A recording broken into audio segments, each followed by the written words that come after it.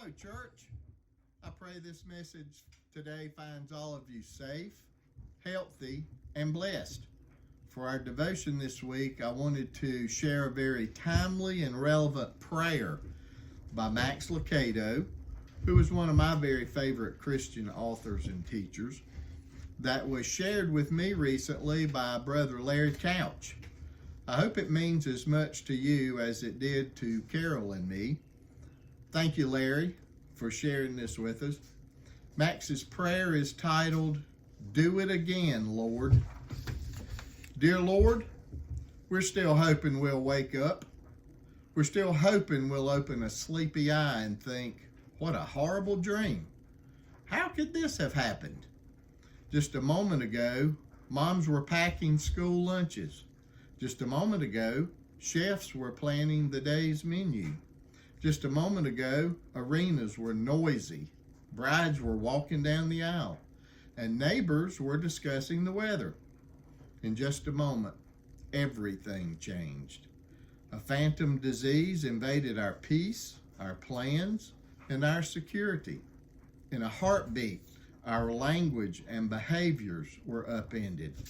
Even young children understand the terms social distancing, quarantine, and COVID-19. Grandma isn't allowed visitors in her nursing home. Workers are telecommuting, Zooming, and Skyping in their baseball caps and slippers. Handshakes and hugs have been put on an indefinite hold. This strange season has introduced a fear we haven't seen since 9/11. Fear of what might come, fear of touching, fear of exposure, fear of what we can't see. We are anxious, Father, and so we come to you. We don't ask you for help, we beg you for it. We don't request, we implore. We know what you can do. We've read the accounts. We've pondered the stories, and now we plead. Do it again, Lord. Do it again. Remember Joseph? You rescued him from the pit. You can do the same for us. Do it again, Lord. Remember the Hebrews in Egypt? You protected their children from the angel of death. We have children too, Lord. Do it again. And Sarah, remember her prayers? You heard them. Joshua, remember his fears? You inspired him. The women at the tomb, you resurrected their hope. The doubts of Thomas, you took them away. Do it again, Lord. Do it again. You changed Daniel from a captive into a king's counselor. You took Peter the fisherman and made him Peter an apostle. Because of you, David went from leading sheep to leading armies.